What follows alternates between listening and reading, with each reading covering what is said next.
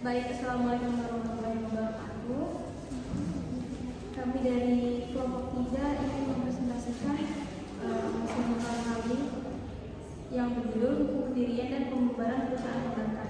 Sebelum dimulai, perkenalkan saya Elita Renesi dengan NIM 221010200762. Saya Denis Rikandi dengan NIM 2210102016. Dan saya Genali dengan NIM 22101979. Dan saya Diki Diriansa dengan NIM 2210201195. Untuk pembahasannya akan dibacakan oleh Genal. Tentang hukum pendirian dan pembubaran perusahaan perbankan. Pendirian dan pembubaran perusahaan perbankan diatur secara ketat oleh undang-undang baik di tingkat nasional maupun internasional. Hal ini disebabkan oleh peran vital yang dijalankan perbankan dalam sistem keuangan suatu negara. Perbankan berperan sebagai mediator antara pihak yang memiliki dana atau debitur dan pihak yang membutuhkan dana kreditur, dan sehingga stabilitas dan keamanan perbankan menjadi sangat penting.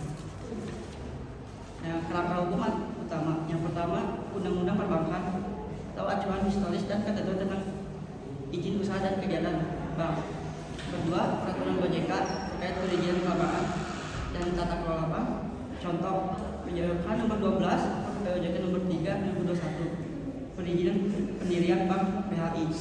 Yang ketiga, Undang-Undang Perseroan Terbatas. Undang-Undang nomor 40 tahun 2007 untuk bentuk badan hukum bank. Yang keempat, Peraturan LPS tentang pencabutan izin tim likuidasi dan penyelesaian kewajiban nasabah. Peraturan pelaksana lain, peraturan pemerintah dan keputusan BI atau OJK. Selanjutnya tahapan pendirian gambaran umum. Yang pertama, penyusunan anggaran dasar, struktur organisasi dan rencana bisnis. Yang kedua, persetujuan prinsip dari OJK atau BI. Yang ketiga, pemenuhan modal, fit and proper pas dan dokumen pendukung. Yang keempat, penertiban izin usaha. Yang kelima, pencatatan badan hukum dan publikasi.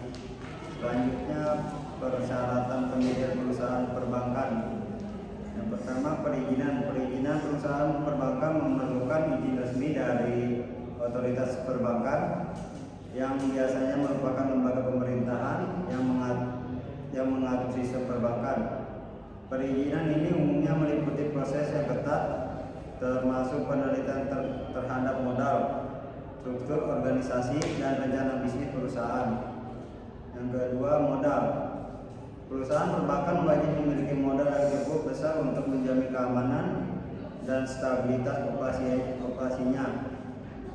Besaran modal minimum yang dibutuhkan untuk mendirikan perusahaan perbankan biasanya ditentukan oleh undang-undang. Yang ketiga, struktur organisasi. Perusahaan perbankan harus memiliki struktur organisasi yang jelas, termasuk dewan komisasi dan reaksi yang bertanggung jawab atas pengelolaan perusahaan.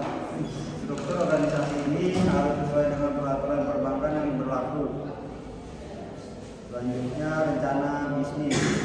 Perusahaan perbankan wajib memiliki rencana bisnis yang rinci yang mencakup strategi bisnis, target pasar, dan proyeksi keuangan. Rencana bisnis ini akan dikaji oleh otoritas perbankan untuk memastikan kelayakan dan kelancaran operasional perusahaan. Selanjutnya, jenis-jenis perusahaan perbankan. Bank umum merupakan jenis perusahaan perbankan yang memiliki fungsi paling lengkap, yaitu menerima simpanan, menyalurkan kredit, dan melakukan berbagai kegiatan perbankan lainnya. Contohnya adalah Bank Mandiri, Bank BCA, dan Bank BRI.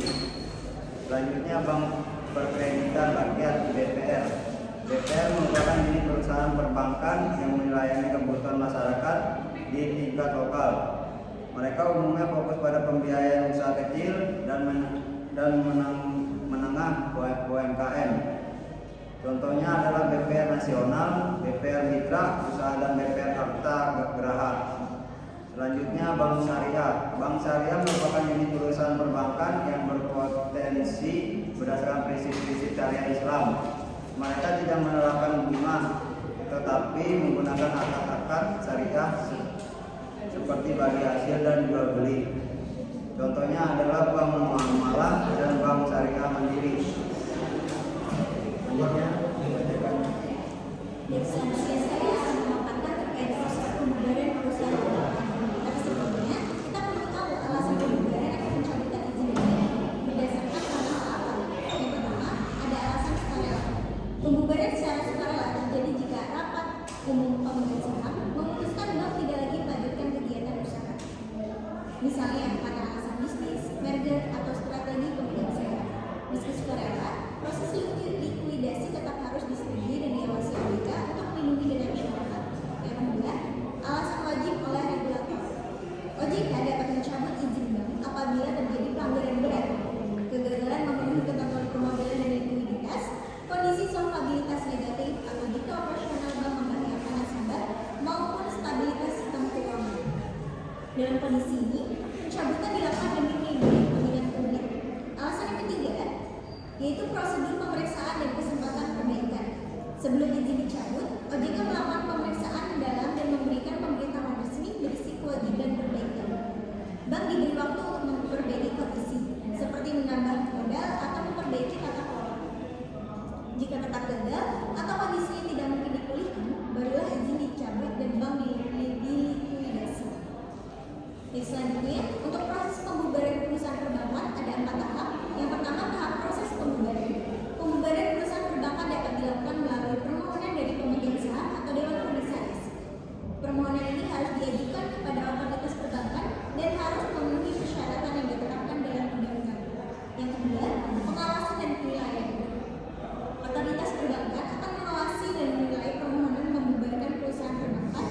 Mereka akan memeriksa kondisi keuangan perusahaan, aset dan kewajiban untuk memastikan bahwa pembubaran dilakukan secara sah dan tidak merugikan para kreditur. Tahap yang ketiga adalah proses likuidasi. Jika permohonan pembubaran disetujui, maka akan dilakukan proses likuidasi. Likuidasi sendiri itu adalah proses menjual aset perusahaan dan melunasi kewajiban perusahaan kepada para kreditur.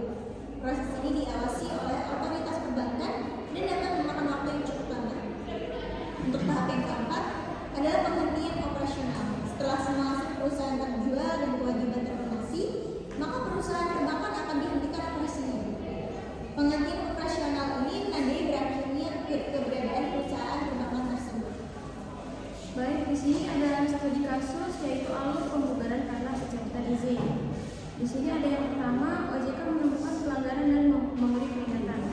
Di saat OJK menemukan pelanggaran serius atau kondisi bank memburuk, OJK akan memberikan peringatan disertai kewajiban perbaikan. Bank diberi waktu untuk memperbaiki modal, tata kelola, atau pelanggaran yang ditemukan. Dan yang kedua, izin dicabut jika tidak ada perbaikan. Jika bank gagal memenuhi perintah perbaikan, OJK mencabut izin usaha. Setelah izin dicabut, bank wajib menghentikan seluruh kegiatan operasional. Dan yang ketiga ada LPS atau regulator membentuk tim likuidasi. Setelah izin dicabut, LPS atau regulator membentuk tim likuidasi untuk mengambil alih aset dan kewajiban bank, membayar simpanan yang dijamin dan menyelesaikan kewajiban kepada nasabah. Dan akhirnya likuidasi selesai dan bank dibubarkan. Setelah semua kewajiban diselesaikan, tim likuidasi membuat laporan akhir. Bank kemudian dibubarkan secara resmi sebagai badan hukum dan dihapus dari pencatatan pemerintah. Dan selanjutnya ada tantangan perbankan di masa depan. Di sini ada 4 poin. Yang pertama, persaingan yang ketat, yaitu perbankan dihadapkan pada persaingan yang semakin ketat dari perusahaan teknologi keuangan fintech yang menawarkan layanan perbankan yang lebih inovatif dan efisien.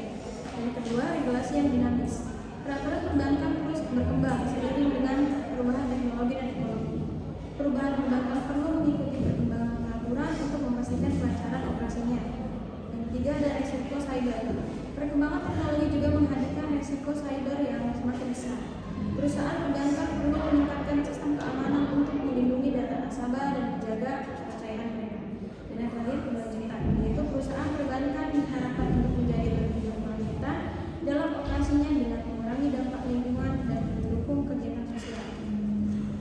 Dan kesimpulan dari pembahasan kami itu, hukum pendirian dan pembubaran perusahaan perbankan merupakan aspek penting dalam sistem keuangan suatu negara.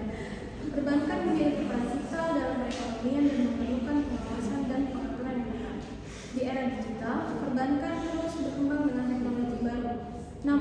juga